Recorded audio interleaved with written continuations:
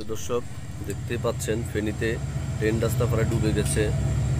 এই যে ট্রেন আসতেছে, আর কিছুক্ষণ যদি এভাবে বৃষ্টি হয় বা পানি বাড়ে, সারা দেশের সাথে চট্টগ্রামের যোগাযোগ ব্যবস্থা বিচ্ছিন্ন হয়ে যাবে। ফেনীর অংশ এই যে ট্রেন রাস্তা ডুবে যাচ্ছে। ট্রেন অনেক আস্তে আস্তে যাচ্ছে, অনেক আস্তে আস্তে ট্রেনটা যাচ্ছে। রাস্তাটা হালকা দেখা যাচ্ছে, এক পাশের যেটা যাওয়ার, অন্য পাশেরটা আছে। চারিদিকে শুধু পানি, এই যে পানি আর পানি, মনে হচ্ছে যে সাগরের মাঝখানে একটা ট্রেন রাস্তা।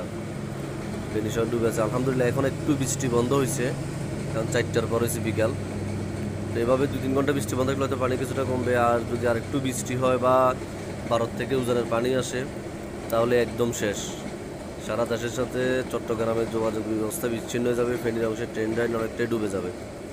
দেখতে পাচ্ছেন পানির অবস্থা। এই যে ট্রেন রাস্তাটা, ওই যে এদিকে হালকা আলিজালি দেখা যাচ্ছে, নিচেরটা পানিতে, দুই পাশ পানিতে ডুবে গেছে। এই যে এটা আর উপরে যেটা, ওটা একটু আছে। নিচেরটা একদম শেষ, যেটা যাও চট্টগ্রাম থেকে যে ঢাকার দিকে যায়। আর উপরেরটা হচ্ছে ঢাকার দিক থেকে চট্টগ্রামের দিকে আসে ওটা।